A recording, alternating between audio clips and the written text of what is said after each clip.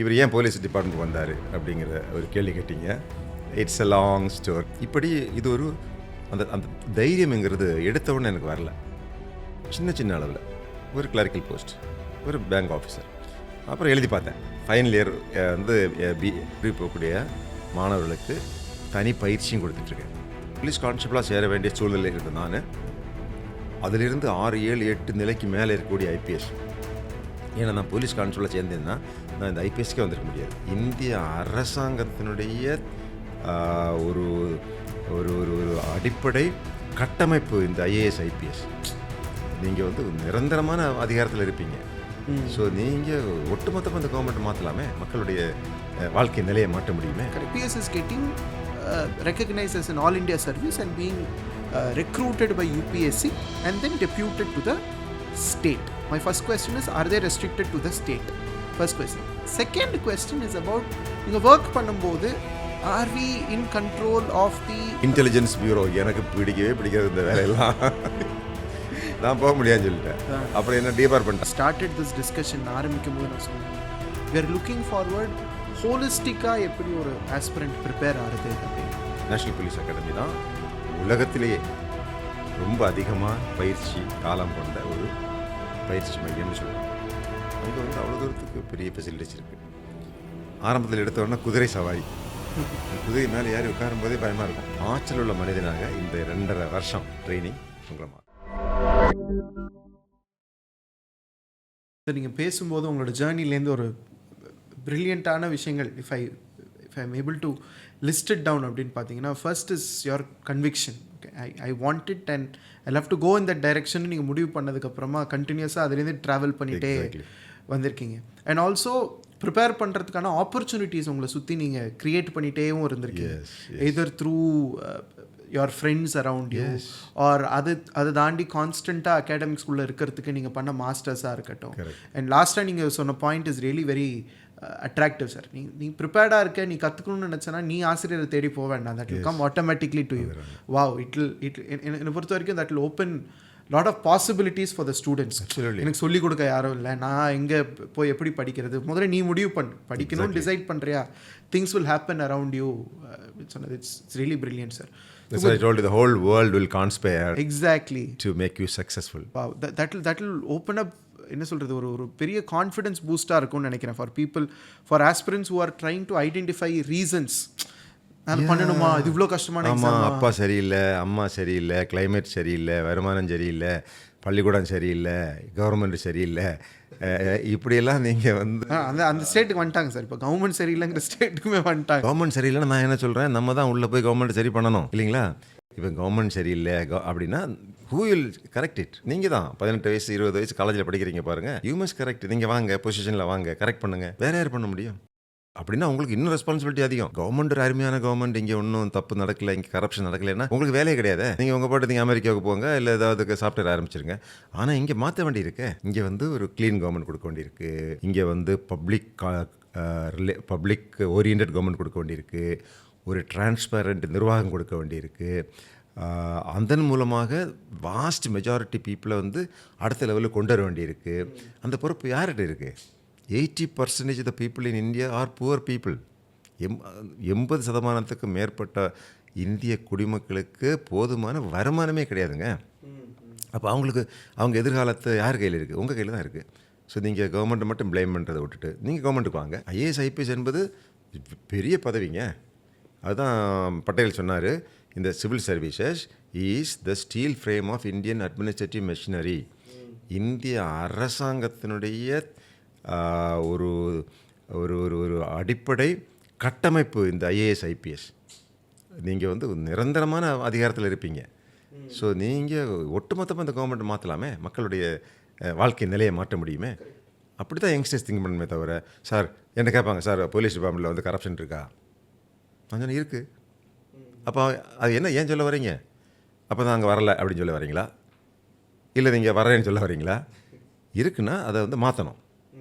ஏன் இருக்குது, யாருக்கு காரணம் இருக்குது, நமக்கு அதில் என்ன ரோல்? இப்போ நான் வந்து தமிழ்நாடு போலீஸ் டிபார்ட்மெண்ட்டுடைய ஹெட் ஆஃப் த டிபார்ட்மெண்ட்டாக இருந்தபோது நாங்கள் வந்து 3 times சப் இன்ஸ்பெக்டர் செலக்ட் பண்ணோம். நான் வந்த உடனே பழைய செலெக்ஷனில் ஆரம்பித்தவங்க 1000 பேருங்க, 1000 people. அவங்களுக்கு அப்போ நிறைய அலிகேஷன்ஸ்லாம் இருந்தது, அவங்க வந்து தப்பாக எடுத்துட்டாங்க அப்படி இப்படின்னு. அப்புறம் விசாரித்து பார்க்கும்போது அப்படியெல்லாம் நடக்கல. USRB, uniformed service recruitment board, அதில் இருக்கிறவங்கெல்லாம் தங்கமான அதிகாரிகள், 100% பத்திரமாட்டு தங்கம். அவங்கெல்லாம் காசெல்லாம் வாங்க மாட்டாங்க, கடவுளே வந்து சொன்னாலும் அவங்க முறைகேடு பண்ண மாட்டார்கள். அதுதான் இந்த சர்வீஸினுடைய பியூட்டி. அப்படி தாங்க. இங்கே வந்து நல்லவங்களும் இருப்பாங்க, கெட்டவங்களும் இருப்பாங்க, ஹானஸ்ட் இருப்பாங்க, டிஸ்ஹானஸ்ட் இருப்பாங்க. ஆனால் முக்கியமான இடங்களில் இருக்கிறவங்கள பார்த்தீங்கன்னா போலீஸுக்கு ஆள் எடுக்கக்கூடிய யூஎஸ்ஆர்பிலெலாம் பத்திரமாட்டு தங்கம் தான். அப்போது அந்த 1000 பேர், அதுக்கப்புறம் 444 பேர், அதுக்கப்புறம் ஒரு 300 பேர் நாங்கள் சப் இன்ஸ்பெக்டர்ஸ் எடுத்தோம்.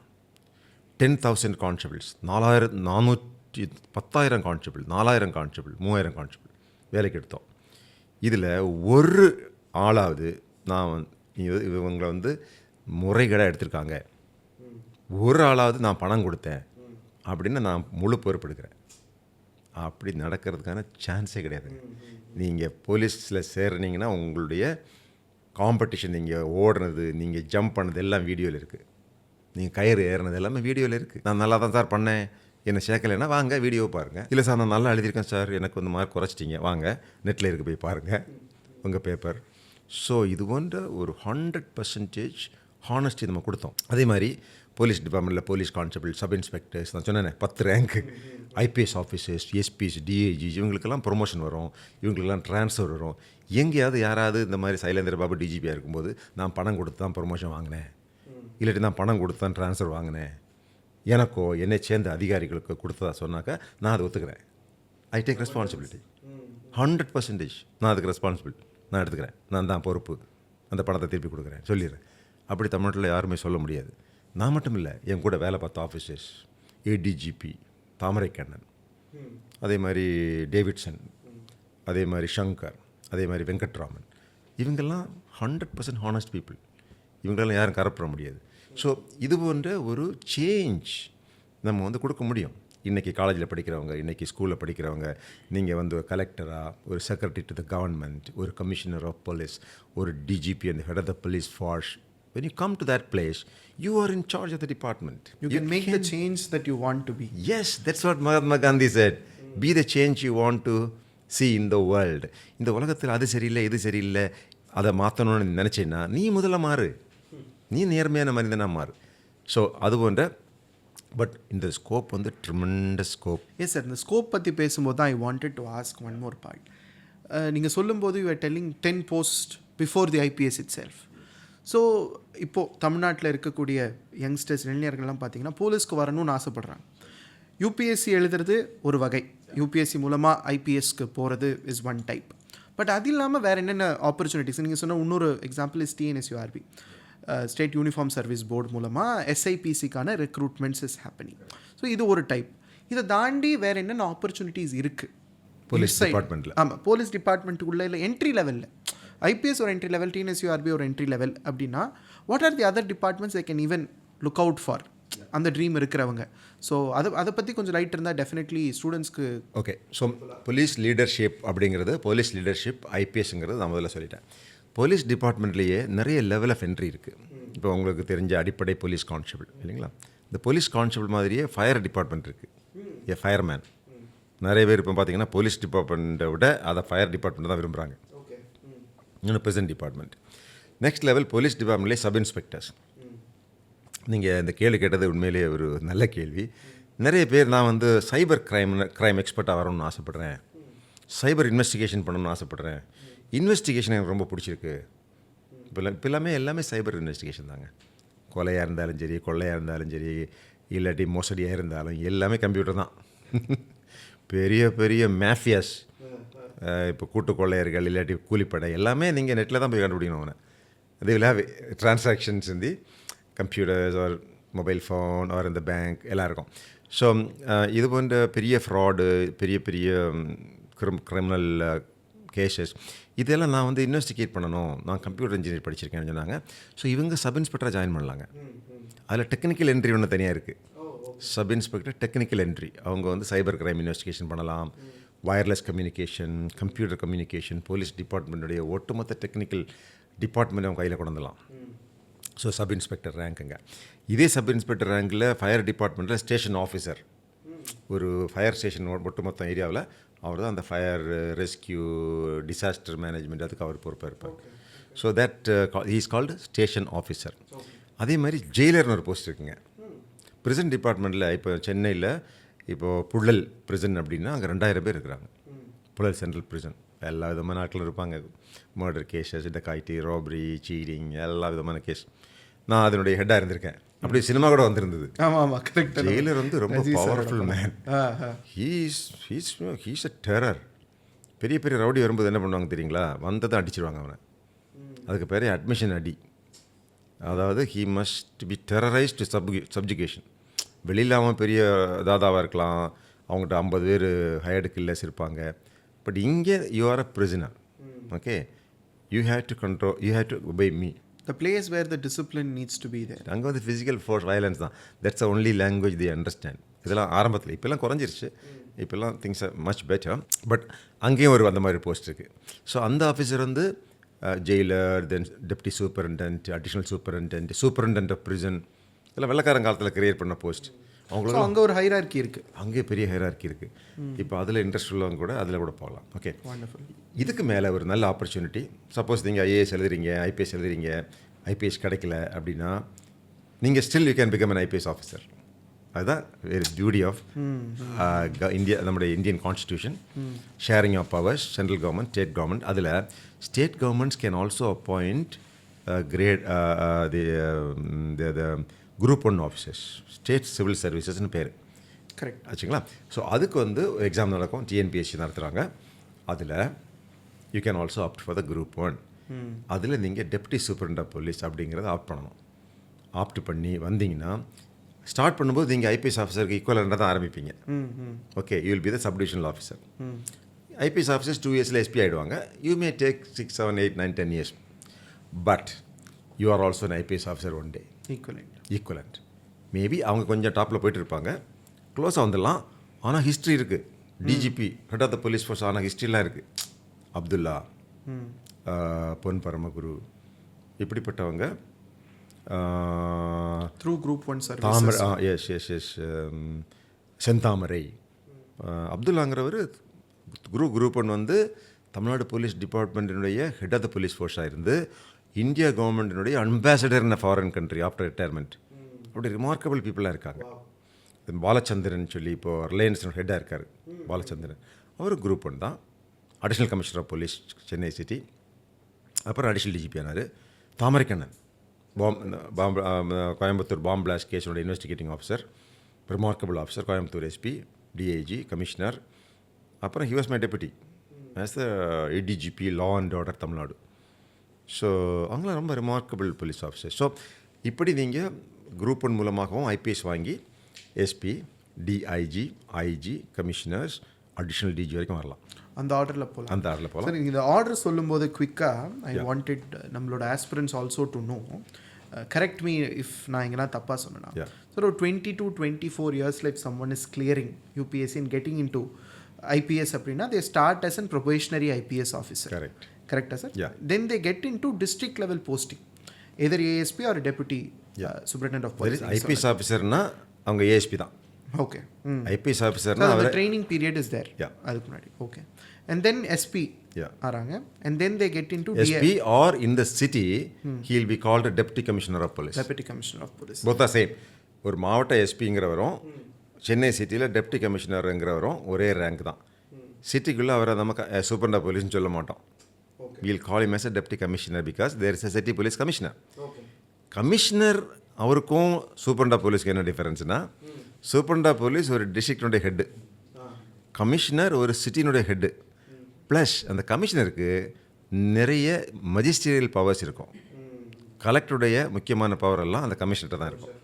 தட்ஸ் வை சிட்டியில் வந்து commissioner is a very very powerful position. So அது முடிச்சதுக்கப்புறம் they get in to regional level responsibilities, DIG ஆகும், and then IG of police for the state or the zone, and then they get ADGP. So நீங்க சொன்ன few remarkable police officers, and they get into DGP. Yes. So is DGP the highest post? DGP the highest post? DGP highest post இருந்தது முன்னாடியே. ஆனால் வந்து police டிபார்ட்மெண்ட்டில் இப்போ வந்து highest போஸ்ட்னு சொல்லக்கூடியது டிஜிபி போஸ்ட் அல்ல. இப்போ தமிழ்நாட்டில் இன்றைக்கி ஒரு 10 பேர் இருப்பாங்க டிஜிபி. அப்போ யார் தமிழ்நாடு போலீஸ் தமிழ்நாடு போலீஸ் டிபார்ட்மெண்ட்டுடைய ஒட்டுமொத்த பொறுப்பு யார் அப்படின்னா இன்னொரு போஸ்ட் இருக்குது, head of the police force. Head of the police force என்கிற அந்த பதவி தான் போலீஸ் டிபார்ட்மெண்ட்டுடைய மிக உயர்ந்த பதவி. அது டிஜிபி பதவியை விட ஒரு பதவி மேலே. அவங்களுடைய அடிப்படை சம்பளமும் வேறு, அவங்க சம்பளம் சீஃப் செக்ரட்டரி சம்பளமும் சரி சேமாக இருக்கும் அந்த மாதிரி. ஸோ 3 போஸ்ட் முக்கியமாக இருக்கும். ஒன்று சீஃப் செக்ரட்டரி போஸ்ட், அவருக்கு வந்து ஒரு குறிப்பிட்ட சம்பளம். அடுத்தது DGP of the state and the head of the police force. So that is also DGP grade, but he'll be the head of this. இல்லை, டிஜிபியோட அடுத்த grade. Okay, he should have been a DGP. அவர் டிஜிபியாக கண்டிப்பாக இருக்கணும். ஆனால் அவர் தமிழ்நாடு காவல்துறையினுடைய தலைமை பொறுப்புக்கு வரும்போது அவருக்கு அடுத்த பதவி, head of the police force பதவி, அடுத்த சம்பளம், ஸ்கேல் வேறு. ஃபாரஸ்ட் டிபார்ட்மெண்ட்லேயே அந்த மாதிரி ஒரு போஸ்ட் இருக்குது, principal chief conservator of forest and head of the forest force. அது ஒன்று கொண்டாந்தாங்க. ஏன்னா அது ஒரு ஃபாரஸ்ட்டுங்கிறது ஒரு பெரிய தனி டிபார்ட்மெண்ட், அது ஒரு சாம், அதில் ஒரு பெரிய பொறுப்பு இருக்குது. அதில் அவங்க எண்ணிக்கை கம்மியாக இருக்கலாம், அவங்களுடைய ஏரியா ஆஃப் ஆப்ரேஷன் கம்மியாக இருக்கலாம், பட் அவங்களுடைய பணி ரொம்ப பெருசு. They have to really protect this 20-30% of the forest for the next 500 years 5000 years maybe. So அந்த டிபார்ட்மெண்ட்டுக்கு அந்த இம்பார்ட்டன்ஸ் கொடுத்து அந்த பதவிக்கு நீங்கள் வரணும்னு ஆசைப்பட்டீங்கன்னா, இப்போது சிவில் சர்வீசஸ் குறிப்பாக ஐபிஎஸ்க்கு ஆசைப்படக்கூடிய men and women, it's very important you join the police force much earlier. நீங்கள் முடிஞ்ச வரைக்கும் 25 இயர்ஸுக்குள்ளாலே ஜாயின் பண்ண பார்க்கணும். 25, 24, முடிஞ்சால் 23. நம்ம விஜயகுமார் சார்லாம் 22 இயர்ஸில் சேர்ந்துருக்காரு. ஓகே, இப்போ வந்து சஞ்சய் அரோரா வந்து 23 ஜாயின் பண்ணியிருக்காரு, இப்போ டெல்லியில் கமிஷனராக இருக்கார். ஸோ சின்ன வயதில் சேரணும். அதுதான் சொல்கிறோம், இந்த ப்ரோக்ராம் பார்த்துட்டு இருக்கிற school kids get ready now. உங்கள் ப்ரிப்பரேஷன் வந்து ஸ்கூல்லே ஆரம்பிக்கணும். Your preparation must start today now. And இந்த காலேஜஸ் நீங்கள் ஃபஸ்ட் இயர் ஜாயின் பண்ணும்போதே ப்ரிப்பரேஷன் ஆரம்பிச்சிடணும். You should plan in such a way. Degree முடிச்சிங்களா, ஃபைனல் எக்ஸாம் எழுதினீங்களா, அப்படி போய் ஐஏஎஸ் எக்ஸாம் எழுதணும், கிடைக்கலாம். இல்லை அதுக்கு அடுத்த வருஷம். எனக்கு தெரிஞ்ச நிறைய ஸ்டூடெண்ட்ஸ் பார்த்தீங்கன்னா அண்ணா யூனிவர்சிட்டியில் வந்து வருவாங்க, அப்படி குதிரை இந்த பந்தய குதிரை மாதிரி வருவாங்க. அவங்க ஆரம்பிக்கிறதே யூகேஜி தான். நீங்கள் பார்த்தீங்கன்னா நம்ம பிள்ளைகளுடைய ரெஸ்யூமே பார்ப்போம், நம்ம டேஃப்னு சொல்லுவோம் இல்லையா, டேஃபில் பார்த்தீங்கன்னா 10th வந்து 99% மார்க்கு, +2 வந்து 96%, அப்புறம் அண்ணா யூனிவர்சிட்டியில் அந்த ஏதோ போடுறாங்க 10 பார் 9.5 அப்படி பார்த்தீங்கன்னா அவங்க வந்து திட்டமாக தான் வர்றாங்க, ஃபுல்லி ப்ரிப்பேர் ரெடி தான் வராங்க. எனிவே இது ஒரு குரூப், ஒரு கேட்டகரி. ஒரு சிலர் வந்து மச் லேட் பிளாசமர்ஸ், காலேஜில் போய் ஏன்னா தானே ஒன்று படித்து அப்படி இப்படின்னு இருந்து 2-3 சப்ஜெக்ட் ஃபெயில் ஆகி அப்புறம் ரியலைஸ் பண்ணுறாங்க, ஐயோ மிஸ் பண்ணிட்டோம். We have to really... It's not too late to start also. It's not too late because they are only 21 years, 22. அப்படிப்பட்டவங்களையும் பார்த்துருக்குறேன். அதுலேயும் நிறைய பேர் அப்புறமா ரொம்ப சுதாகரிச்சுட்டு 1 or 2 இயர்ஸில் ஐபிஎஸ் எல்லாம் வாங்கி நல்லா இருக்கிறாங்க. சில கேண்டிடேட்ஸ் அவங்க வந்து ஸ்கூல்லேருந்தே காலேஜிலேருந்தே திட்டமிட்டு சிவில் சர்வீஸ் தான், ஐஏஎஸ் தான் என்னோடய எய்ம், ஐபிஎஸ் தான் நமக்கு எய்ம் அப்படின்னு வந்துடுறாங்க. நிறைய பேர் பார்த்திங்கன்னா ஐஏஎஸ் பாஸ் பண்ணாலுமே நான் ஐபிஎஸ் தான் சேருவேன். கரெக்ட். ஒரு லாஸ்ட் பாட்காஸ்ட்டில் விவர் டிட் ஒரு சின்ன டேட்டா பாயிண்ட் பார்த்தோம் சார். எத்தனை பேர் ஐஏஎஸ் கேட்குறாங்க டேஃபில் ஃபஸ்ட்டு ப்ரிஃபரன்ஸாக. ஐ அண்டர்ஸ்டாண்ட் 2-3 ப்ரிஃபரன்ஸ் இருக்கும். எத்தனை பேர் ஐஏஎஸ், எத்தனை பேர் அதர் சர்வீசஸ் கேட்குறாங்க. The second highest is normally IPS. கண்டிப்பாக. இப்போ வருண்குமார்னு சொல்லி ஒரு எஸ்பி இருக்கார், இப்போ டிஏஜி ஆயிருக்கார் இன்றைக்கி. Varun Kumar all India doctor Varun Kumar all India rank number 3.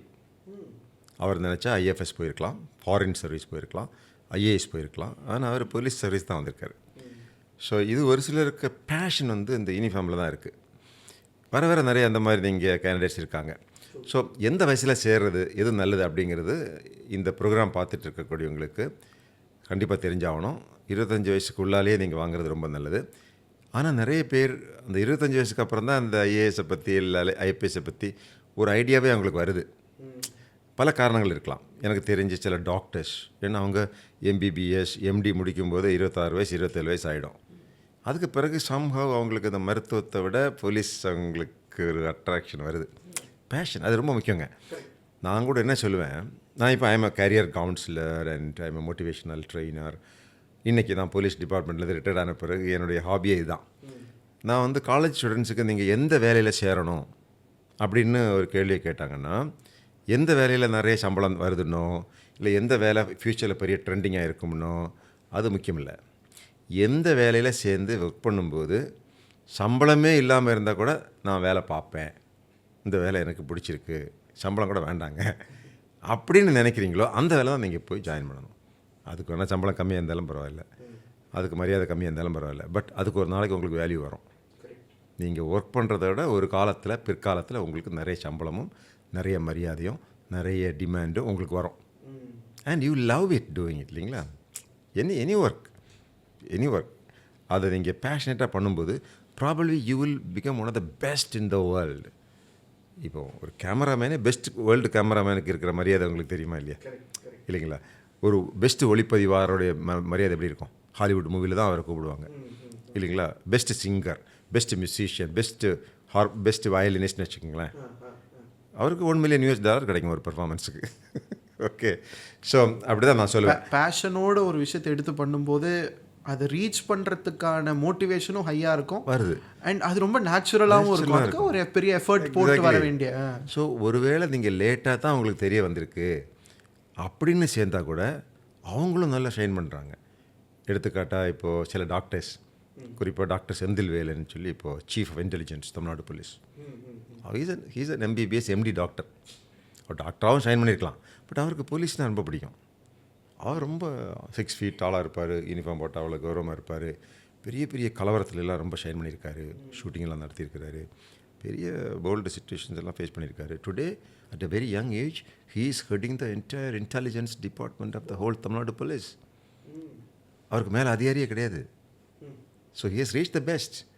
நீங்கள் கொஞ்சம் லேட்டானா கூட ஒரு பேஷனேட்டாக love with so much love and desire to work in the Tamil Nadu Police Department, then you will shine. அப்போ அதுவும் ஒரு பெரிய ப்ளஸ் பாயிண்ட் தான். ஸோ கொஞ்சம் லேட் ஆகிட்டோம் பரவாயில்ல, 25 years தாண்டினா கூட உங்களுக்கு இந்த IPS பிடிச்சிருக்கு அப்படின்னா போல்டாக நீங்கள் ட்ரை பண்ணலாம். அதுலேயும் ஒரு தனி சாம் இருக்குது, ஒரு தனி சாட்டிஸ்ஃபேக்ஷன் இருக்குது.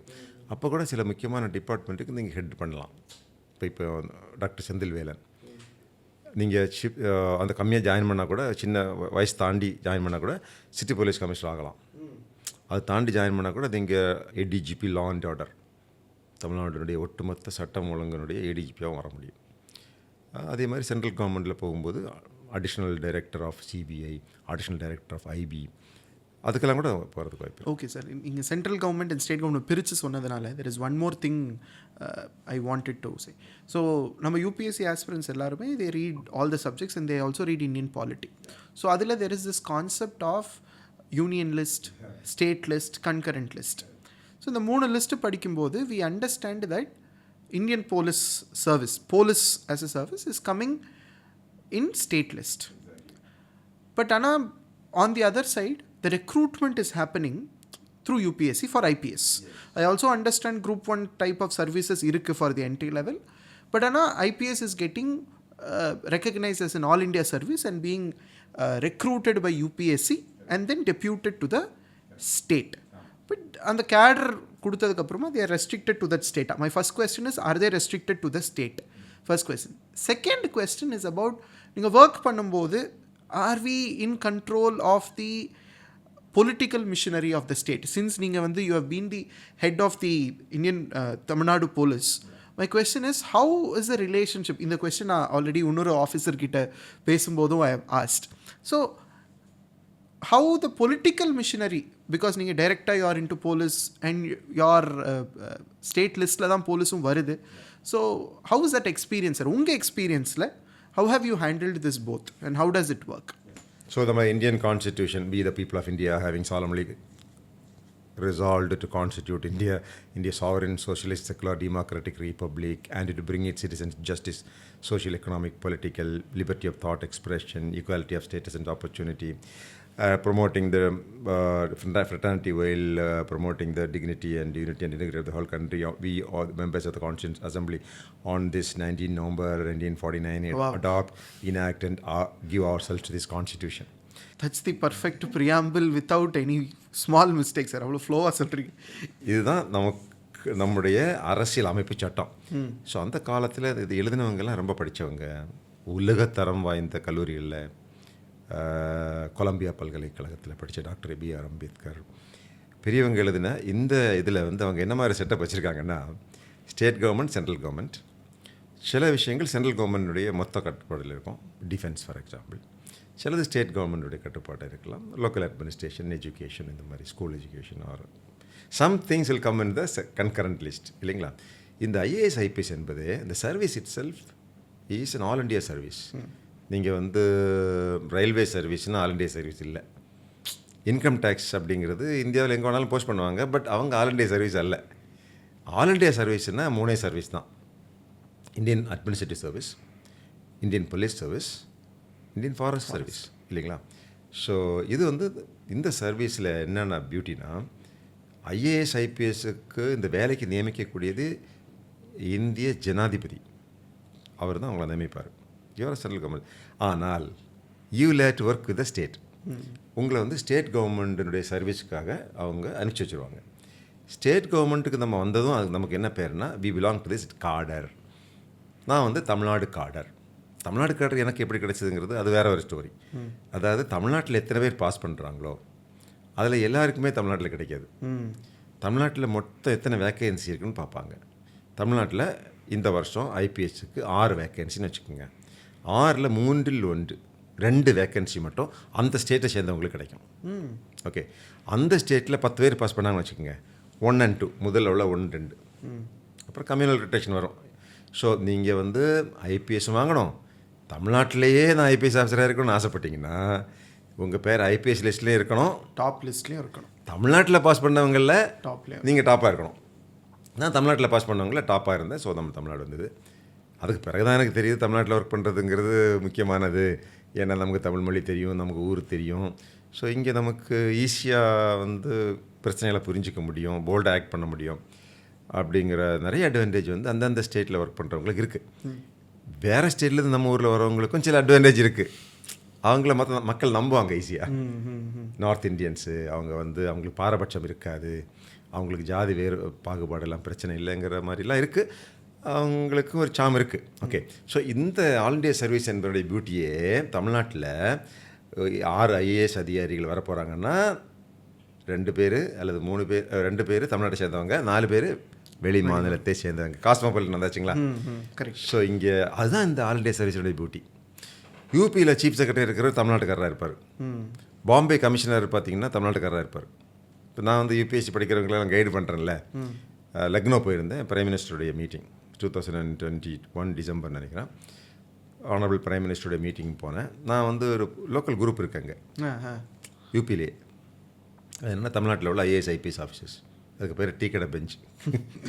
அங்கே ஒன்று போட்டு விட்டேன், இந்த மாதிரி தான் வர்றேன் அப்படின்னோடனே 12 ஐஏஎஸ் அதிகாரிகள், 12 பேர் என்னை கூப்பிட்டாங்க, இன்வைட் பண்ணாங்க. நீங்கள் வாங்க சார், இங்கே வந்து கபாப் நல்லாயிருக்கும், உங்களுக்கு டின்னர் கொடுக்கணும், நைட்டில் கூட்டிகிட்டு போனாங்க.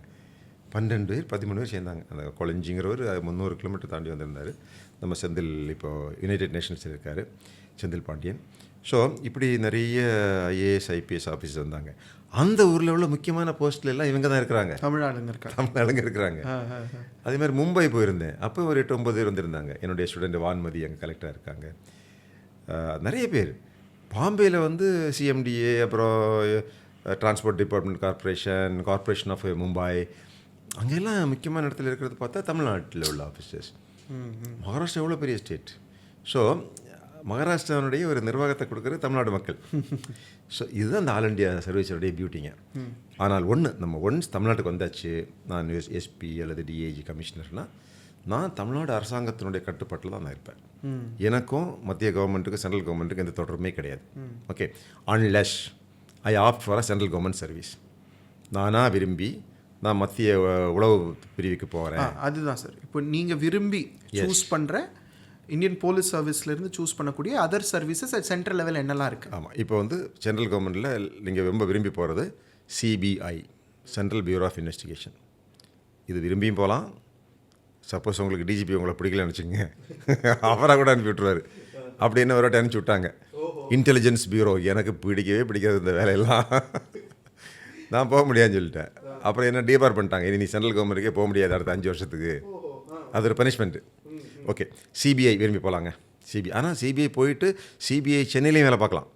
இப்போ நிறைய ஐபிஎஸ் ஆஃபீஸர்ஸ் என்ன சொல்கிறாங்கன்னா, இங்கே அம்மா இருக்கிறாங்க, அப்பா இருக்கிறாங்க, என் பிள்ளைகள்லாம் இங்கே படிச்சுட்டு இருக்காங்க அப்படின்னா நீங்கள் சிபிஐன்னு சொல்லி டெபுட்டேஷன் டெல்லி போயிட்டுங்க 6 மாதம் கழிச்சு சென்னை ஆஃபீஸ்க்கே வந்துடலாம்.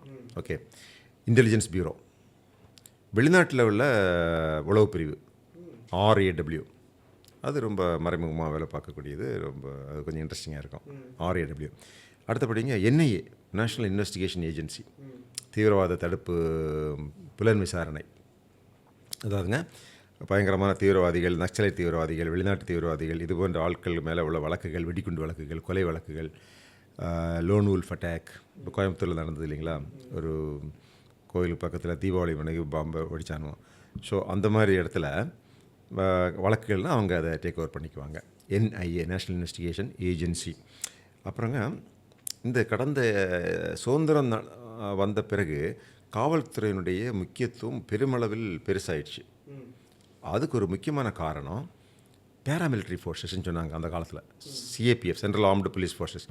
சென்ட்ரல் ஆர்ம்டுனாங்க இப்போ உள்நாட்டு கலவரங்கள் நடக்கும் இந்தியா முழுவதும் இல்லைங்களா. இப்போ கொஞ்சம் அமைதியாக இருக்குது, ஆனால் காஷ்மீரில் ப்ராப்ளம் இருக்குது, நமக்கு மணிப்பூரில் ப்ராப்ளம் இருக்குது.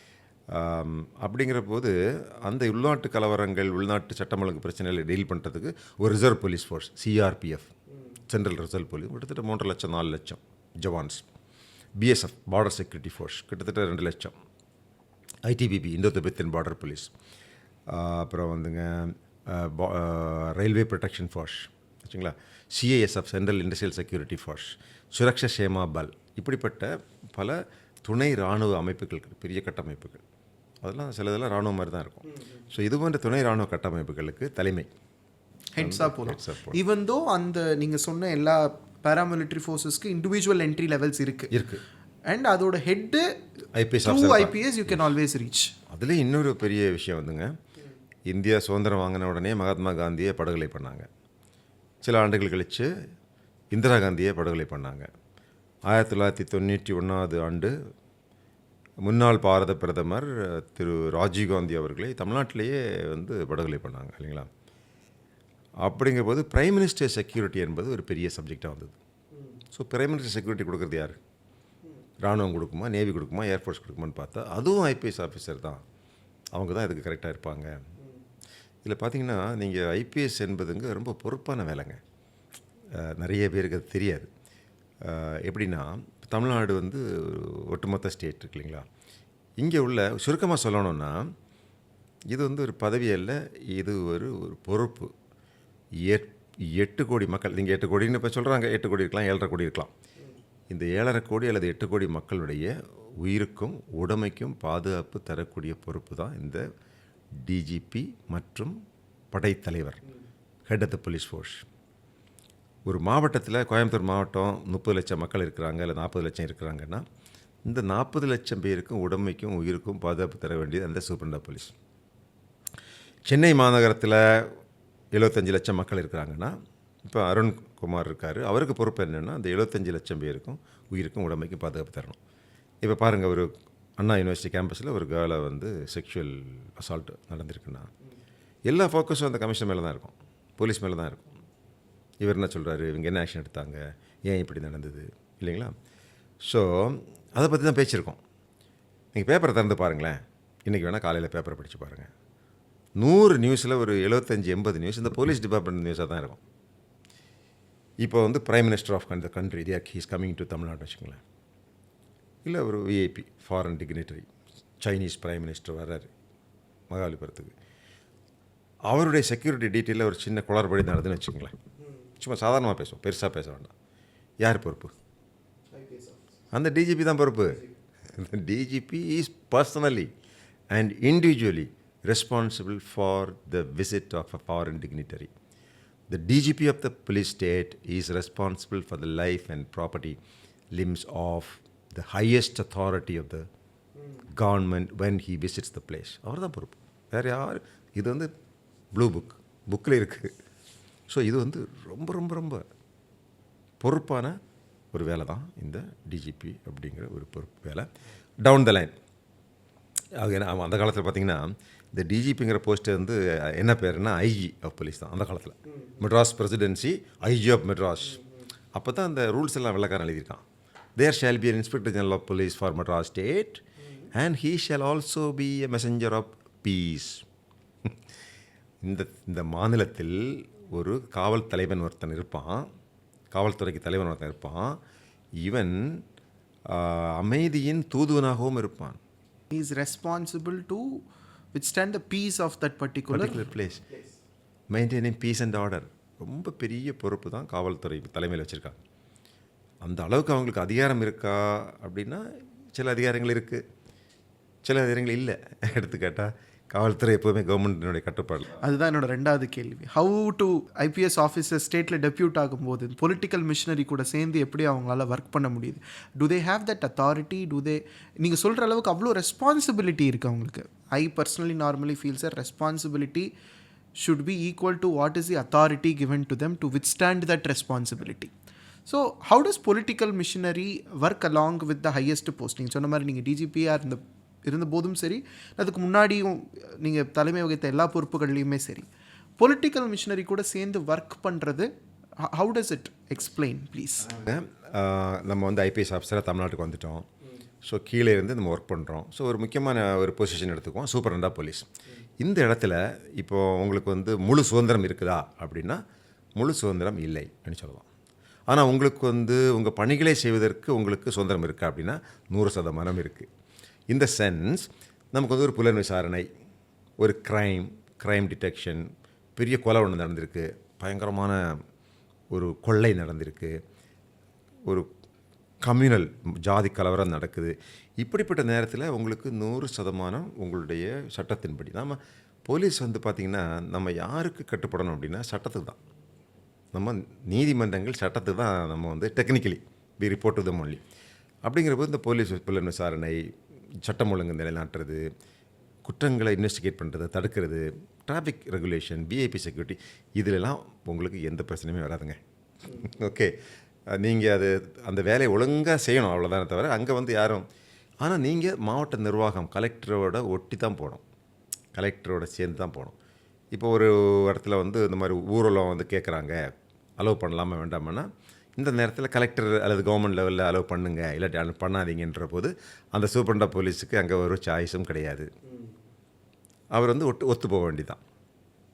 அரசாங்கம், கலெக்டர், அது போன்ற ஒரு சூழ்நிலை இருக்குது, புரியுதுங்களா? Overall interest of the state, இந்த ஒரு திருவிழாவை நடத்தணுமா வேண்டாமா, இந்த திருவிழாவுக்கு பாதுகாப்பு கொடுக்கணுமா வேண்டாமா, இப்படிப்பட்ட சில விஷயங்களுக்கு வந்து அரசாங்கத்தினுடைய ஒரு எண்ண ஓட்டம், மாவட்ட கலெக்டருடைய ஒரு அபிப்பிராயம், அவருடைய ஒரு இன்ஃப்ளூயன்ஸ் இது இருக்கும். சில நேரத்தில் நீதிமன்றங்கள் தலையிடும். இந்த ஆட்களுக்கு வந்து நம்ம வந்து இன்றைக்கி பெர்மிஷன் கொடுக்கக்கூடாதுங்க, கொடுத்தா ஜாதி கலவரம் வரும்னு சொல்லி ஒரு எஸ்பி சொல்லுவார். ஆனால் அதை நீதிமன்றம் மீறும். அதெல்லாம் கூடாது, சூப்பரண்டா போலீஸ் கிவ் ப்ரொடெக்ஷன், நீங்கள் கொடுத்தா சட்டம் ஒழுங்கு பார்க்குறது உங்கள் வேலை, அது அவங்க உரிமை, கொடுங்கன்றுவாங்க. ஸோ இப்படி நிறைய 100% ஒரு காவல்துறை சுதந்திரமாக இல்லை என்பதற்கு எடுத்துக்காட்டு சொல்கிறேன். ஸோ மாவட்ட நிர்வாகம் இருக்கும், நீதிமன்றங்கள் இருக்கும், அரசாங்கம், ஆனால் ஒட்டுமொத்தமாக அவங்களும் எது நல்லதுன்னு பார்ப்பாங்க இல்லைங்களா? அந்த மாதிரி. இன்னொன்று, முழு சுதந்திரமாக இருக்க முடியுமா அப்படின்னா சில வேளைகளில் சில விதமான இன்டர்ஃபரன்ஸ், ஆனால் நிறைய நேரத்தில் பார்த்திங்கன்னா நியாயமாக இன்டர்ஃபரன்ஸ் வருவாங்க. ஃபார் எக்ஸாம்பிள், எங்கள் சொந்தக்காரத்தில் பொண்ணை காணோம், கண்டுபிடிங்க, இந்த மாதிரி திட்டம் நடந்திருக்குது, கண்டுபிடிச்சி கொடுங்க, இந்த மாதிரி நிலத்தகராறு இருக்குது அப்படின்னு ஒரு சைடுக்கு வருவாங்க. பட் நம்ம அவங்க சொன்னது தான் செய்யணும்னு கிடையாது. ஒரு நல்ல ஐஏஎஸ் அதிகாரி, ஒரு நல்ல ஐபிஎஸ் ஆஃபீஸர், அவர் வந்து உண்மையிலேயே அந்த சட்டத்தின்படி உண்மையான முதுகெலும்புள்ள ஐபிஎஸ் ஆஃபீஸராக இருந்தால், அந்த மாதிரி ஒரு அரசியல்வாதியோ அல்ல பொசிஷனில் இருக்கக்கூடியவங்க யாராக இருந்தாலும் ஒன்று சொன்னாங்கன்னா, இல்லை சார் இது மாதிரி இது தப்பு, நீங்கள் சொல்லக்கூடிய ஆள் தப்பான ஆள், அவர் தான் இந்த பிரச்சனையினுடைய மூல காரணமே அவர் தான், அவர் வந்து மோசம் சார் அப்படின்னு சொல்லிடலாம். அங்கே நீங்கள் வீக் ஆகிட்டீங்க, இவர் பொசிஷனில் இருக்கார், நம்மளை மாற்றிடுவார், இவர் பெரிய பவர்ஃபுல் மினிஸ்டராக இருக்கார், நம்ம கோயம்புத்தூரில் வேறு இருக்கிறோம், நல்ல ஊரில் இருக்கிறோம், நம்மளை வேணால் தண்ணி இல்லாத காடுக்கு அனுப்பிச்சிடுவாங்க அப்படின்னு அவர் அட்ஜஸ்ட் பண்ணிட்டு போனீங்கன்னா, நீங்கள் உங்கள் ஐபிஎஸ்ஸுக்கும் துரோகம் பண்ணுறீங்க, தமிழ்நாடு காவல்துறைக்கும் துரோகம் பண்ணுறீங்க, ஒரு தவறான செயலுக்கு நீங்கள் உடந்தி ஆகிட்டீங்கன்னு வேறு பொருளாக இருக்கும் இல்லைங்களா? ஸோ ப்ரெஷரை தாங்கக்கூடிய மனநிலை உள்ளவங்க தான் நல்ல ஐபிஎஸ் ஆஃபீஸர்ஸ். நமக்கு மேலே இருந்து ப்ரெஷர் வரும். நான் போலீஸ் டிபார்ட்மெண்ட்டில் வந்து சேரும்போதே தேனி, கம்பம் அங்கெல்லாம் பற்றி எரியுது. நான் வந்து ட்ரைனிங் ஜாயின் பண்ணியிருக்கேன், இன்னும் ட்ரைனிங்காக அனுப்புகிறாங்க. கொலைகள், போலீஸ் வண்டியை அட்டாக் பண்ணுறாங்க. அந்த டிஎஸ்பி முருகேஸ்வரன் அந்த ஜீப்பை அப்படி மேலே ஏற்றிட்டு போயிட்டார். அங்கேயே 3 பேர் சேர்த்தான். போலீஸ் ஃபயரிங் அன்றைக்கே 3 பேர் சேர்த்தாங்க எக்ஸ்ட்ரா. ஸோ இந்த மாதிரி சூழ்நிலையில் வந்து உங்களுக்கு ப்ரெஷர் பயங்கரமாக வரும். ஸோ போலீஸ் வேலை என்பது மற்ற வேலைக்கும் கவர்மெண்ட் வேலைக்கும் நிறைய வித்தியாசம் இருக்குது. சில நேரத்தில் உங்களையே வந்து சுடுவாங்க. நானே சுடப்பட்டிருக்கேன். போலீஸ் டிபார்ட்மெண்ட்டில் சேர்ந்து ஒரு மாதத்துக்குள்ளே வீரப்பனும் கும்பலும் சுற்றி இருந்து சுடுறாங்க. கூட பார்த்த 2 பேர் குண்டடிப்படுறாங்க. இப்படிப்பட்ட சூழ்நிலையை நம்ம பார்த்துருக்கோம். நம்ம துப்பாக்கியில் சுட்டுருக்குறோம். பெரிய பெரிய கலவரம். நான் வந்து கையெழுத்து போடுறேங்க. ஒரு ஊரில் போய் கையெழுத்து போடுறேன் சூப்பரண்ட் ஆஃப் போலீஸ். சார் வந்து காலையிலேருந்தே ஒரே பிரச்சனையாக இருக்குது சார். ஒரு ஜாதி தலைவரை வந்து காணோம், அவரை போலீஸ் அரெஸ்ட் பண்ணிட்டாங்கன்னு சொல்லி 2000 பேர் வந்து ஊரே அடித்து உடைக்கிறாங்க சார். டவுனு காட்டுமன்னார்குடி. ஸோ நான் ஸ்ட்ரென்த் எடுத்துகிட்டு போகிறேன். பயங்கரமான கலவரம். ஊரே எரியுது, பற்றி எரியுது. வேறு வழியை சுட்டுறேன். 2 பேர் செத்தாங்க. 3ஆவது ஆள் வந்து என்னைய வெட்டுறதுக்காக வர்றான். ஓடி வந்தால் என் பின்னாடி கான்ஸ்டபிள் பட்டாருன்னு அடித்தான். இப்படி குண்டு இங்கே இங்கே போச்சுது. நான் அவனை தூக்கிட்டு தோளில் போட்டு 1 கிலோமீட்டர் நடந்து போனேன். அந்த இடம் ஊர் அது. இவன் பொழைச்சி அட்லீஸ்ட் ஏற்கனவே 2 செத்து போயிட்டான்.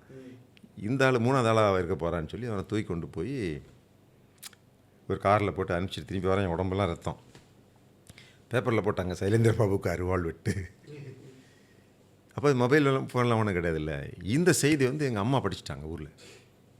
எங்கள் அம்மா வந்து ஐயோன்னு கத்தி. ஃபேமிலி சைடும் ஒரு பிக் சப்போர்ட் இஸ் ரெக்வயர்டில் சார். ஆமாம், எஸ். நம்ம வந்து ஒரு ஷூட்டிங் முடிச்சு வந்திருப்போம்.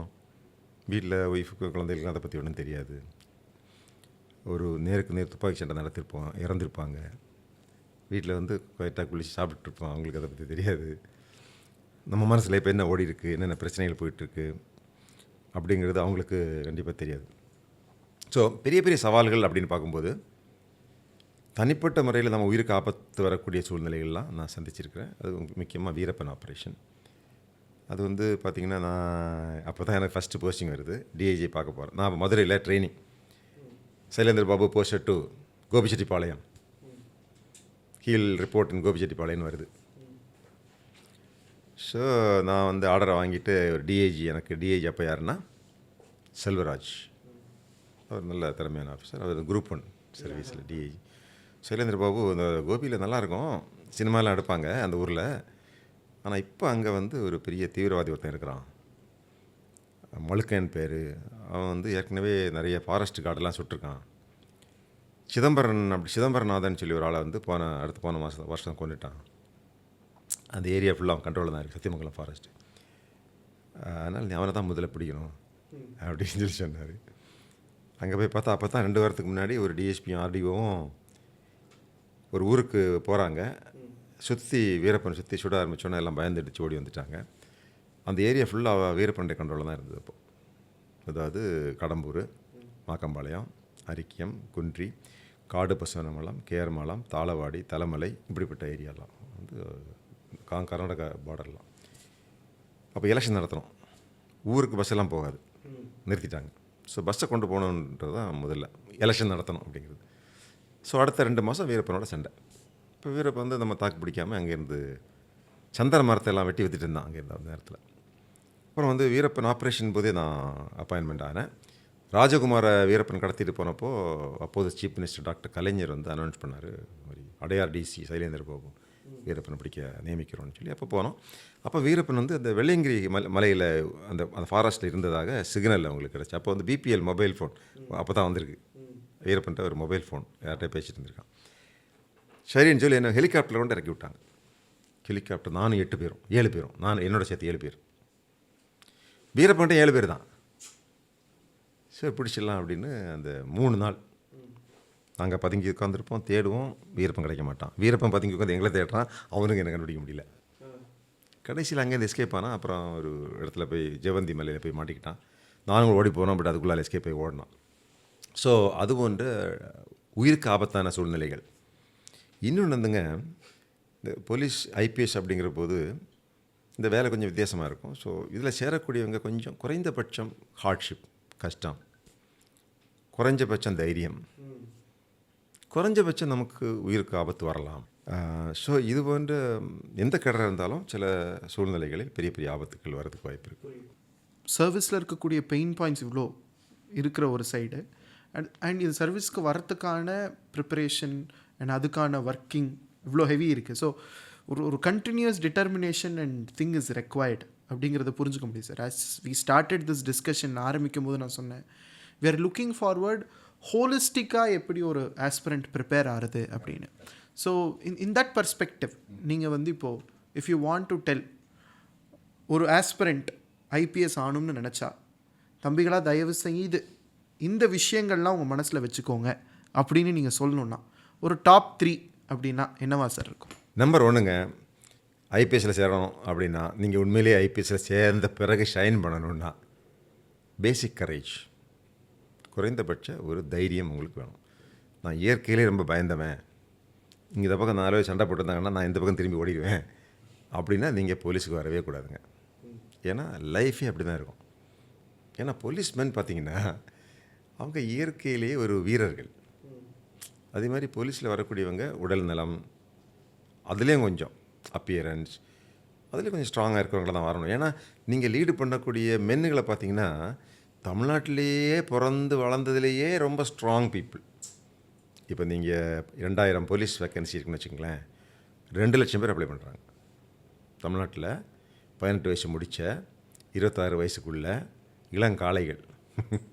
அவங்க எப்படின்னா அப்படியே தீய நிற்பாங்க. என்றைக்கு போலீஸ் யூனிஃபார்ம் போடலாம், என்றைக்கு திருடனை பிடிக்கலாம், அவங்கள ஓட விட்டுட்டு அந்த கயிறில் ஏற வச்சு ஜம்ப் பண்ணி எக்ஸாம் எழுத வச்சு the best young men in the society you are picking em and you are their leader. ஒரு கரிஸ்மேட்டிக், ஒரு தைரியம், எவ்வளோ பெரிய ஸ்ட்ரெஸ்ஸாக இருந்தாலும் எடுக்கிறவங்களா இருக்கணும். 3, ஒரு பண்பு வந்து உங்கள் மென்னுகளை நீங்கள் நேசிக்கிறவங்களா இருக்கணும். இப்போ வந்து Tamil Nadu DGP and head of the police ஃபோர்ஸ்னால் 1,50,000 பேருக்கு நீங்கள் தான் தலைவன். ஒரு குடும்பம், அப்பா அம்மா 2 குழந்தைகள், அந்த குடும்பத்துக்கு நீங்கள் தலைவர். இது வந்து 1,50,000 பேர் இருக்க குடும்பத்துக்கு நீங்கள் தலைவர். இப்போ நீங்கள் எல்லாருமே நேசிக்கணும் அவங்கள, அவங்களுடைய நன்மைக்கு தீமை இது நீங்கள் வந்து கொஞ்சம் இன்ட்ரெஸ்ட் காட்டணும். ஸோ இன்னொன்று வந்துங்க, இந்த ஹோலிஸ்டிக் அப்படிங்கிற போது தொடர்ந்து வந்து கல்வி கற்கும் மனப்பான்மை உள்ளவங்க தான் இந்த ஐபிஎஸ்க்கு வரணும்.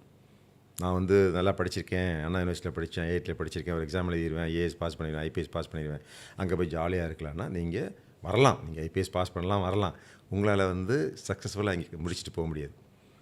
நிறைய பேர் வந்து பிஸ்னஸ் மைண்ட் செட் உள்ளவங்கலாம் வர்றாங்க, தெரியுதுங்களா? இங்கே உள்ள கம்ஃபர்ட்ஸு, இங்கே உள்ள அந்த பங்களோ, இந்த காரு, இன்னும் சொல்ல போனால் கொஞ்சம் லஞ்சம் கொஞ்சம் வாங்கி பணம் சம்பாதிக்கலாம் வராமல் பாருங்கள், அவங்களுக்கு பெரிய ஏமாற்றமாக தான் இருக்கும். அப்படி நிறைய பேர் விட்டுட்டு போயிட்டாங்க. அவங்க அந்த மாதிரி ஷேர் பிஸ்னஸ் மாதிரி பண்ணிவிட்டு அப்படி போயிட்டாங்க. ஸோ அவங்களுக்கு இங்கே வந்து இதில் ஒன்றும் த்ரில் இருக்காது. இங்கே த்ரில்லே வந்துங்க நம்ம செய்கிற வேலை தான். IPS officers don't work for income, they work for outcome. இப்போ வந்துங்க அன்றைக்கி தருமபுரி போயிருந்தேன், ஏதோ ஸ்கூல் ஃபங்க்ஷனுக்கு வெளியே 4-5 பேர் வெயிட் பண்ணாங்க. எல்லாம் வயசானவங்களாக இருக்கிறாங்க, பழைய என்னங்க சார் உங்களை பார்க்க தான் இருந்திருக்கிறோம், நீங்கள் இருக்கும்போது அதை பண்ணீங்க, இதை பண்ணீங்க, இந்த என்கரேஜ்மெண்ட் எடுத்தீங்க, அந்த ரவுடியை பிடிச்சிங்க, ரவுடி ரங்கனை இது பண்ணீங்க, என்னென்னா ஆச்சு பூச்சியும் பேசிகிட்டு இருக்காங்க. எனக்கு எல்லாமே மறந்து போச்சு. இல்லை சார் நீங்கள் அது பண்ணீங்களே சார், என்ன தெரியல சார், அன்றைக்கி நீங்கள் அந்த திருடனை பிடிக்கும்போது நான் தான் சார் ஹெல்ப் பண்ணேன் அப்படிங்கிற ஒரு ஆள். ஸோ நீங்கள் எனக்கு ஒரு ஆட்டோ வாங்கி கொடுத்தீங்க சார், நான் வந்து பிக் பாக்கெட் திருடனாக இருந்தேன், இப்போ நல்லா இருக்கேன் சார், 3 ஆட்டோ இருக்குது சார் அப்படிங்கிற ஒரு ஆள் தருமபுரியில். அது ஒரு எக்ஸைட்மெண்ட்டில் சார் நம்ம பண்ணுற ஒர்க்கு மிச்சவங்க லைஃப் அதை அஃபெக்ட் பண்ணும்போது, பாசிட்டிவாக அஃபெக்ட் பண்ணும்போது, அவங்க லைஃப்பை ஒரு சேஞ்ச் டைரெக்ஷனில் கொண்டு போகும்போது, திரும்பி போய் அதை நீங்களே பார்க்கும்போது it gives lot of satisfaction. ஆமாம். ஸோ அதே மாதிரி நீங்கள் ஒர்க் பண்ணுற இடத்துல மக்கள், பிகாஸ் அவங்க கூட ஒரு இன்டராக்ஷன், அவங்களோட வந்து ஒரு ஹெல்பிங் மென்டாலிட்டி, நீங்கள் அவுட் ஆஃப் வே போய் ஹெல்ப் பண்ண பார்க்கணுங்க. ஸோ இதுபோல் ஒரு ரைட் ஆட்டிடியூட் வேணுங்க. அதாவது ரூல்ஸ் ரெகுலேஷன் எல்லாமே இருக்கும், ஆனால் நம்ம வந்து மக்களுடைய நன்மை தான் பெருசு. ஒரு சின்ன எக்ஸாம்பிள் சார், அதுக்கு உருவாக்கப்பட்டதானே sir rules and regulation. Rules எல்லாமே மக்களுக்கு ஹெல்ப் பண்ண உருவாக்கப்பட்டது தான். இப்படி இந்த ரூல்ஸுன்னு பார்க்குறது இல்லாமல் நம்ம சபார்டினேட்ஸு இல்லாட்டி சம்மந்தமான விஷயங்களுக்கு ஒரு ப்ராக்டிக்கல் சொல்யூஷன் கொடுக்கக்கூடிய ப்ராக்டிக்கல் பீப்புள். ஒரு முறை வடக்கு மெட்ராஸிலேருந்து ஒரு 30-40 லேடிஸ் வந்தாங்க. நான் அப்போ ஜாயிண்ட் கமிஷனர் சென்னை சிட்டி. அப்போல்லாம் பார்த்திங்கன்னா அந்த பாஸ்போர்ட் மக்களுக்கு கிடையாது அவ்வளோவா, அவங்க ரொம்ப கஷ்டப்படுவாங்க இந்த பாஸ்போர்ட் ஆஃபீஸில் போய். அப்போ ஒரு கண்டிஷன் இருந்தது, ஐஏஎஸ் ஆஃபீஸர்ஸ் ஐபிஎஸ் ஆஃபீஸர்ஸ் அவங்க இஃப் தே சைன் கையெழுத்து போட்டிங்கன்னா 24 hours கொடுத்துருவாங்க தத்கால் பாஸ்போர்ட், உடனே கிடைக்கும். ஆனால் என்ன பண்ணியிருக்காங்க, லேடிஸ் வந்தாங்க, சார் இந்த மாதிரி நாங்கள் எல்லாம் போரா முஸ்லீம்ஸ் எங்கள் முல்லா வந்து சவுதி அரேபியாவில் இந்த வருஷம் இருக்க போகிறாரு. 30 வருஷமாக டெல்லியில் தான் இருந்தாராம். ஒரு வருஷம் மட்டும் வெளிநாட்டில் இருக்கிறாரு. எங்களுக்கு இல்லை பாஸ்போர்ட் இருந்துச்சுன்னா நாங்கள் பார்க்க போயிடுவோம். நாங்கள் வெளிநாட்டுக்கெல்லாம் போனதில்லை, ஏரோப்ளேனில் ஏறதே இல்லை. நாங்கள் 300 பேர் இருக்கிறோம். அதுக்கு ஏமா இங்கே வந்தீங்க? எங்கள் ஊர் டிசிகிட்ட போனோம், அங்கே போர்டே போட்டிருக்காங்க, இங்கே பாஸ்போர்ட் வெரிஃபிகேஷன் தரப்பட மாட்டாது. இந்த ஐபிஎஸ் ஆஃபீஸருக்கு கையெழுத்து போடலான்னு சொல்லி மத்திய அரசாங்கம் அதிகாரம் கொடுத்துருக்காங்க, நிறைய அதிகாரம். ஹெல்ப் பண்ணனா பண்ணலாம், இவர் பண்ண மாட்டேங்கிறாரு. நான் வந்து அதுக்கு மேலே அதிகாரி, நான் அங்கே டிசி கிடையாது. பட் டிசிக்குள்ள எல்லா பவரும் நமக்கு இருக்குது. ஏங்க லேடிஸு, போரா முஸ்லீம்ஸ் அவங்க என்ன கொலையாக பண்ணியிருப்பாங்க. நான் உடனே அந்த இன்ஸ்பெக்டருக்கு அனுப்பிச்சு 2-3 ஸ்டேஷனில் வரும். அந்த 7 Wells police station, Flower Bazaar police station, அந்த Elephant Gate police station, 2-3 police station தான் வரும். Vannarapettai police station. இன்ஸ்பெக்டர் இப்போ இந்த மாதிரி ஆசைப்படுறாங்க, நீங்கள் வெரிஃபை பண்ணுங்கன்னு அவங்க உடனே வெரிஃபிகேஷனை பண்ணி இந்த அம்மா வந்து இன்னருடைய ஒய்ஃபு இவங்க ஒன்றும் பிரச்சனை கிடையாது எழுதி கொடுத்துட்டாங்க. எல்லாம் 320 பேருக்கு அடித்து கொடுத்துட்டாங்க பாஸ்போர்ட் வெரிஃபிகேஷன். எல்லாம் போகிறாங்க. நம்மளே ஏரோப்ளேனில் ஏறி போய் சவுதி அரேபியாவில் போயிட்டு அங்கே போயிட்டு இருந்தோங்க. எனக்கெல்லாம் பரிசு பொருளாக வாங்கிட்டு வந்து, சார் ரொம்ப சந்தோஷம் சார், நாங்கள் இப்போ தான் வாழ்க்கையில் முதல் முறையாக வெளிநாட்டுக்கு போனோங்க ஐயா. எத்தனையோ பேர்கிட்ட போனோம், அவங்கெல்லாம் ஒன்றுமே கொடுக்கல. ஸோ நமக்கு இந்த ஐபிஎஸ்ங்கிறதுங்க நிறைய பேருக்கு உதவி செய்கிறதுக்கு பெரும் அதிகாரம். அதாவது ஹையஸ்ட் லெவல் ஆஃப் கரேஜும் முக்கியம், தைரியமும் முக்கியம். அதே சமயம் அந்த மக்களுக்கு மேலே தேவையான ஒரு soft corner and as well as அந்த பேஷனட்டும் ரொம்ப முக்கியம். நான் வந்து நானும் நிறைய இந்த மாதிரி தைரியமான வேலையில் பார்த்துருக்கேன். சில சபார்டினேட்ஸ் பண்ணக்கூடிய தைரியமான வேலையை பார்க்கும்போது நமக்கே இன்ஸ்பிரேஷனாக இருக்குங்க. அசரா கர்க் இருக்கார்ல, அசரா கர்க்குன்னு ஒரு எஸ்பி, இப்போ அந்த ஐஜி இருக்கார். அவர் சிபிஐ இதெல்லாம் போயிட்டு வந்தார். அவருடைய ஹேண்ட்லிங் பார்த்திங்கன்னா நமக்கே ஆச்சரியமாக இருக்கும். மிஸ்டர் வால்டர் தேவாரத்தை பற்றி ஒரு கதை சொல்லுவாங்க. அப்போ கிசான் மூமெண்ட் ஒன்று இருந்தது. அதாவது தஞ்சாவூர் நாகப்பட்டினம் பக்கத்தில் பெரும் கலவரம், போராட்டம்னு வச்சுங்களேன், பெரிய போராட்டம், இன்க்ளூடிங் கலவரம், பிரச்சனை, ஜமீன்தார்களுக்கும் இந்த ஃபார்மர்ஸுக்கும் பெரிய சண்டை. இது வால்டர் தேவாரம் தான் அதை மேனேஜ் பண்ணுவார். ரொம்ப டஃப்பாக மேனேஜ் பண்ணுவார் அவர். அவர் வந்து லாத்தி சார்ஜெல்லாம் சர்வசாதாரணம் பண்ணுவார், துப்பாக்கி நடத்துவார். ஒரு சுச்சுவேஷனில் அவங்க என்னமோ 5 பைசா 10 பைசா தான் கேட்டிருக்காங்க உள்ளார். ஸோ அப்போது வந்து அந்த ஜமீன்தார்ஸ் எல்லாம் ஒன்று சேர்ந்து இவங்களெல்லாம் விடக்கூடாதீங்க, எல்லோரும் கைது பண்ணுங்கள் அப்படின்னு வால்டர் தேவாரத்திட்ட சொல்லும்போது அவர் சொன்னாராங்க, இருக்கட்டுங்க கைது பண்ணுறோம், நான் நினச்சா கைது பண்ணிடுவேன், அதெல்லாம் இஷ்யூ இல்லை, ஆனால் அவங்க கேட்குறது 10 பைசா, நீங்கள் அந்த 10 பைசா கொடுத்து தான் ஆகணும் அப்படின்ட்டாராம். ஸோ அப்புறம் தான் அவங்களுக்கு ஒரு ரியலைசேஷன், ஓகே அவங்க டிமாண்ட்லேயும் ஒரு நியாயம் இருக்குது. பை த டைம் வந்து வால்டர் தேவாரத்துக்கு வந்து பப்ளிக் மத்தியிலையும் கவர்மெண்ட் மத்தியிலையும் போலீஸ் டிபார்ட்மெண்ட்லேயும் முன்னாடி அவருக்கு மேலே ஒரு நல்ல மரியாதை எப்போயுமே உண்டு. அவர் ரொம்ப டஃப்பாக இருப்பார், ரொம்ப ஹானஸ்ட்டாக இருப்பார் அப்படின்னு சொல்லி.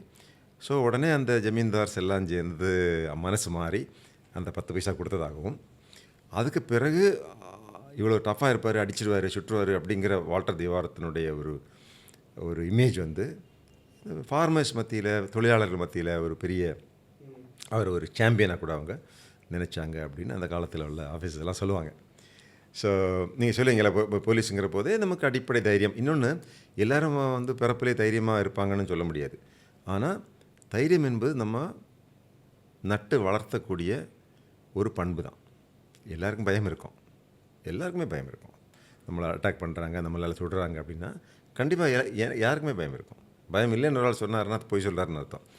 பட் இந்த போலீஸ் டிபார்ட்மெண்ட்டில் கொஞ்சம் கொஞ்சமாக நீங்கள் வந்து தைரியத்தை ப்ராக்டிஸ் பண்ணிங்கன்னா, இப்போ நீங்கள் ஃபஸ்ட் டைம் ஒரு ஏஎஸ்பியாக இருக்கிறீங்க, ஒரு கலவரம்னா ஓடி போய் நிற்கணும், ஹெல்மெட்டு ஷீல்டு எடுத்துகிட்டு போய் நிற்கணுங்க. நின்றுட்டு ஓகே மேனேஜ் பண்ணிட்டோம் அப்படின்னா தைரியம் வரும். செகண்ட் பிளேஸ் இதோட மோசமான இடம். ஆனால் அதுலேருந்து நம்ம விலகி பயந்து போயிட்டோம்னா தான் நமக்கு போக போக அதை பற்றி ஒரு ஃபோபியா, அளவுக்கு மீறிய பயம் ஏற்படும். ஸோ இப்போ நீங்கள் சாதாரணமாக ஒரு நல்ல படிக்கிற மாணவனாக இருப்பீங்க, உங்களுக்கே டவுட் இருக்கலாம், நான் தைரியமான ஆளா தைரியம் இல்லாத ஆளான்னா கவலையே இல்லை. டிபார்ட்மெண்ட்டில் வந்து இதுக்குன்னு ஒரு பெரிய பயிற்சி இருக்குது. நீங்கள் வந்து நேஷ்னல் போலீஸ் அகாடமி, அங்கே தான் அடிப்படை தைரியத்துக்கு பயிற்சி கொடுக்குறாங்க. போலீஸ் அகாடமிங்கிறது, நேஷ்னல் போலீஸ் அகாடமி தான் உலகத்திலேயே ரொம்ப அதிகமாக பயிற்சி காலம் கொண்ட ஒரு பயிற்சி மையம்னு சொல்கிறாங்க. அங்கே வந்து அவ்வளோ தூரத்துக்கு பெரிய ஃபெசிலிட்டிஸ் இருக்குது. ஆரம்பத்தில் எடுத்தோடனே குதிரை சவாரி, நீ குதிரை மேலே ஏறி உட்காரும்போதே பயமாக இருக்கும், விழுந்துருவோமான்னு தோணும். ஆனால் காலப்போக்கில் நம்ம வந்து ட்ராட்டிங், கேண்டரிங், கேலப்பிங், குதிரையை வந்துங்க 3 விதமாக ஓடும். ட்ராட்டிங் மெதுவாக போகும், கேண்டரிங் கொஞ்சம் வேகமாக போகும், அப்போ நம்ம மேலே தூக்கி போடும். கேலப்பிங் போகும்போதுங்க விமானத்தில் உட்காந்துருக்க மாதிரி தான் இருக்கும். நீங்கள் குதிரை மேலே உட்காந்துருப்பீங்க, கொஞ்சம் கூட ஜர்க் இருக்காது, பறக்கும். ஆனால் பயங்கரமாக இருக்கும். அது கொஞ்சம் ஸ்லோவாச்சுனாலே அப்படி நம்ம விழுந்துருவோம். ஆனால் விழாத ஆட்களும் கிடையாது, அதுலேருந்து உளுந்து தான் வரணும் வச்சுங்களா. துப்பாக்கி விடக்கூடிய பயிற்சி, ஸ்விம்மிங், ரன்னிங், வாரம் ஒரு முறை வந்துங்க 10 கிலோமீட்டர் ஓடுறது, கையில் துப்பாக்கியை தூக்கிட்டு ஓடுறது. ஸோ இப்படி படிப்படியாக உங்களுக்கு அந்த டிபார்ட்மெண்ட்டு சம்மந்தப்பட்ட தைரியம் உங்களுக்கு என்னென்ன தேவைப்படுது அதெல்லாம் வந்து காலப்போக்கில் உங்களுக்கு தெரிய வந்துடும். ஸோ ஃபீல்டில் நம்ம வரும்போதும் கொஞ்சம் கொஞ்சமாக இந்த பிரச்சனைகள்லாம் நம்ம அணுகும்போது எப்படி இந்த மாதிரி சூழ்நிலையில் நம்ம எப்படி இருக்கணும். ஆனால் எப்போவுமே போலீஸ் ஆஃபீஸர்ஸ் வந்து ஒரு ஃபீல்டு போஸ்ட்டில் இருக்கும்போது, ஒரு கலவரம் நடக்கும்போது, ஒரு தீவிரவாதியை டீல் பண்ணும்போது நம்ம ப்ரிப்பேர்டாக தான் இருக்கணும். எப்போவுமே நமக்கு துப்பாக்கி வச்சுருக்கணும், எப்போவுமே நம்ம கூட 2 ஆள் வச்சுக்கணும். க்ரௌடுன்ன போது உடனே நீங்கள் ஷீல்டு ஹெல்மெட்டோடு தான் போகணும், இல்லாட்டி நம்ம ஏமாந்துருவோம் பல சூழ்நிலையில். ஏன்னா சில சமூக விரோதிகள் இருப்பாங்க. பொதுவாக பெரும்பாலும் குற்றவாளிகள், பொதுமக்கள் இவங்கெல்லாம் போலீஸ் எல்லாம் ஈஸியாக அட்டாக் பண்ண மாட்டாங்க. நீங்கள் யூனிஃபார்ம்னு போட்டுட்டிங்கன்னா ஒருத்தரும் டச் பண்ண மாட்டாங்க. அதுதான் பார்த்துட்டேன், அவன் வேணா இருக்கட்டும். ஆனால் தனியாக எங்கேயாவது மாட்டிட்டிங்கன்னா சில சமூக விரோதிகள் உங்களை தாக்குவாங்க, கொலையும் கூட செய்யலாம். கொலை செய்யப்பட்டிருக்காங்க officers. Thank you so much sir. Thank you so much for your time. நிறைய இன்ஃபர்மேஷன்ஸ் நம்ம பசங்களுக்கு வந்திருக்கோம்னு நினைக்கிறேன். ஸோ உங்களோட பேசுனது ஐபிஎஸ் பற்றி, ஐபிஎஸ் வேலையை பற்றி, நான் நடந்து வந்த பாதையை பற்றி, எதிர்காலத்தில் இந்த நிகழ்ச்சி பார்த்துட்டு இருக்கக்கூடிய இளைஞர்கள் காவல்துறையில் வந்தால் அது ஒரு பெரிய வாய்ப்பாக, அதாவது போலீஸ் வேலை, ஐபிஎஸ் வேலை என்பது ஒரு வேலை அல்ல, இது ஒரு காலிங், இது ஒரு இறைவன் கட்டளை அப்படின்னு நம்ம சொல்லலாம். இது எல்லாருக்கும் வாய்க்காது. இது வாய்ச்சது அப்படின்னா நீங்கள் உண்மையிலேயே கொடுத்து வைத்தவர்கள் அப்படின்னு சொல்லலாம். இதை வச்சுட்டு நீங்கள் சமுதாயத்துக்கு நிறைய நன்மைகளை செய்யலாம், சமுதாய சீர்திருத்தங்களே கொண்டு வரலாம். நீங்கள் டிரான்ஸ்பேரண்டாக இருக்கிறது, ஹானஸ்ட்டாக இருக்கிறது, உங்கள் ஓன் ஃபோர்ஸுக்கு வழிகாட்டுறது, ஒரு நல்ல சோல்ஜராக வாழ்ந்து காட்டுறது, இந்த வகையில் துறையில் நிறைய மக்களே பாராட்டக்கூடிய வகையில் உங்கள் செயல்பாடுகள், அதன் மூலமாக நியாயம். இப்போ ஒருத்தன் ஒரு 1000 பேர்கிட்ட இருந்து கந்து வட்டின்னு சொல்லிவிட்டு அவங்க சொத்தெல்லாம் பிடிங்கி வச்சுருக்கான்னு வச்சுக்கோங்களேன். பெரிய பெரிய விஐபியை மட்டும் பாதுகாக்கிறது இல்லை, இந்த மாதிரி இருக்கிற பணத்தை 1 லட்சம் 2 லட்சம் 10 லட்சம் கொண்டு ஏமாந்து போகிறாங்க பாருங்கள், அவங்களையும் பாதுகாக்க வேண்டிய ஒரு பெரிய பொறுப்பு இது. ஸோ விருப்பமுள்ள இளைஞர்கள், நீங்கள் இந்த ஐஏஎஸ் தேர்வு 1 ஆண்டு 2 ஆண்டு 3 ஆண்டு நீங்கள் படக்கூடிய கஷ்டம் இட் இஸ் ஒர்த். இது உங்களுக்கு கிடைக்கக்கூடிய ரிவார்டு டிஸ்ப்ரப்போர்ஷனேட்லி ஹை. நீங்கள் ஐபிஎஸ் பதவி என்பது நீங்கள் 2 ஆண்டு 3 ஆண்டுகள் 24/7 படித்தா கூட தப்பில்லைங்க, இட் இஸ் ஒர்த். நீங்கள் உங்கள் நேரம், உங்களுடைய முயற்சி, உங்களுடைய பணம், இதையெல்லாம் செலவு பண்ணுறது உங்களுக்கு பிற்காலத்தில் நீங்கள் ஒவ்வொரு நாளும் ஒரு ஈவெண்ட் ஃபுல் டே தான் இருக்கும். ஒரு நாள் கூட நம்ம இந்த வேலையில் ஏன் சேர்ந்தோம், உங்களுக்குன்னு ஒரு அடையாளங்க. நீங்கள் ஐபிஎஸ்ன்னு சேர்ந்தீங்கன்னா, நீங்கள் ஒரு மாவட்டத்தில் போய் சேர்ந்தீங்கன்னா உங்களை பற்றி பேசுவாங்க. நீங்கள் யார், நீங்கள் என்ன படிச்சிருக்கிறீங்க, உங்களுடைய குணாதிசயங்கள் என்ன, நீங்கள் நேர்மையானவரா இல்லையா, நீங்கள் கண்ணியமாக நடப்பீங்களா நடக்க மாட்டீங்களா, நீங்கள் ஒரு சாராராக ஹெல்ப் பண்ணுவீங்களா இல்லை இந்த கரெக்டாக இருப்பீங்களா, உங்களை பற்றி எல்லா செய்தியும். You are a born leader there. நீங்கள் விரும்புகிறீங்களோ விரும்பலையோ, நீங்களுக்கு தகுதி இருக்கோ இல்லையோ, நீங்கள் தலைவன். அந்த தலைமை பதவியே இந்த ஐபிஎஸ் உங்களுக்கு கொடுக்கும். மிக பெரும் சாதனைகளை நிகழ்த்தி காட்டுறதுக்கு ஒரு பிளாட்ஃபார்ம் ஏற்படுத்தி கொடுக்கும். நீங்கள் சாகிற வரைக்கும் ஐபிஎஸ் ஆஃபீஸர் தான் இல்லைங்களா. ஸோ இன்னும் சொல்ல போனால் இந்த போலீஸ் டிபார்ட்மெண்ட்டில் ஒர்க் பண்ணி 35 வருஷம் 36 வருஷம் ஒர்க் பண்ணி வெளியே போனால் அதோட உங்களுக்கு மரியாதை அதிகம். உங்களுடைய நாலேஜ் எழுதலாம், நீங்கள் பேசலாம், நீங்கள் மென்டோர் பண்ணலாம், மற்றவங்களுக்கு பயிற்சி கொடுக்கலாம். ஸோ உங்களுடைய அனுபவங்கள் வேஸ்ட்டாக போகவே போகாதுங்க. கவர்மெண்ட்டில் கூட வேலை கொடுப்பாங்க. இப்போ அஜித் தோவல் அப்படிங்கிறவர் ரிட்டையர்ட் ஆகி 10-15 வருஷம் ஆகிப்போச்சு. அவர் தான் இப்போ இந்திய அரசாங்கத்தினுடைய மிக உயர்ந்த பதவியில் இருக்கார், நேஷ்னல் செக்யூரிட்டி அட்வைசர். இப்போ தமிழ்நாட்டிலேருந்து ரவிச்சந்திரன் சொல்லி என்னுடைய ஜூனியர் இப்போ போயிருக்கார். அவர் அடிஷ்னல் நேஷ்னல் செக்யூரிட்டி அட்வைசர். அவர் தொடருவார் இன்னும். இப்படி நம்முடைய எக்ஸ்பீரியன்ஸ் நம்ம அரசாங்கத்துக்கும் சரண்டர் பண்ணலாம். இப்போ எனக்கே இப்போ நான் ரிட்டையர்ட் ஆகி 2 வருஷம் ஆகுதுங்க. போலீஸ் டிபார்ட்மெண்ட்டில் விட நான் இப்போ ஆக்டிவாக இருக்கேன் ரொம்ப. என்னை ஸ்டூடெண்ட்ஸ்கிட்ட பேசுங்க, காலேஜ் ஸ்டூடெண்ட்ஸ்கிட்ட பேசுங்க, எக்ஸாம் எப்படி ஃபேஸ் பண்ணுறதுன்னு சொல்லுங்கள். நாளைக்கு என்னுடைய அனுபவத்தை வச்சு, நான் இது வரைக்கும் கண்ட இன்டர்வியூவில் வச்சு பெருந்தவறு பண்ணாத வகையில் நமது பிள்ளைகளை பாதுகாத்து அவங்க குறைஞ்சது 160 மார்க்காவது வாங்கி கடைசி ஸ்டேஜ் இல்லையா.